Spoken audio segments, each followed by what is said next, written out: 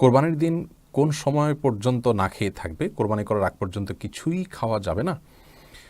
ভাই ফায়েজ আহমদ, কোরবানির দিন দিনের প্রথম খাবার কোরবানির গোশত হওয়া এটি মুস্তাহাব।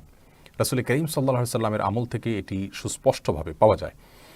তিরমিজি এবং মুসনাদ আহমদ সহ বিভিন্ন হাদিসের কিতাবে রয়েছে যে নবী করিম সাল্লাল্লাহু আলাইহি সাল্লাম ঈদুল আজহাতে কোনো কিছু খেতেন না বাসায় এসে কোরবানির গোশত প্রস্তুত হওয়ার আগ পর্যন্ত। বিভিন্ন সালাফ থেকে উক্তি পাওয়া যায় যে কোরবানির গোশতটা এটি মূলত তো আমরা আল্লাহকে দান করে দিয়েছি, আল্লাহর উদ্দেশ্যে পশু জবাই করেছি, তারপর আল্লাহ তাআলা সেটা আমাদেরকে খেতে দিয়েছেন। কেমন যেন আল্লাহর পক্ষ থেকে এটি মেহমানদারি।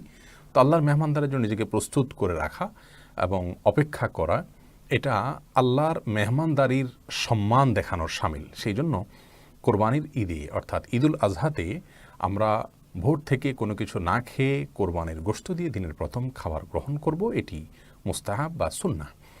কিন্তু এটি না করলে যে কোনো গুনাহ হয়ে যাবে এমন নয়। কেউ যদি ডায়াবেটিসের রোগী হন অথবা অন্য কোনো কারণে তার খেতে হয়, তিনি খেতে পারেন। এটি ফরজ বা ওয়াজিবের মতো কোনো গুরুত্বপূর্ণ বিষয় নয় যে এটি লঙ্ঘন করলে কোনো গুনাহ হবে।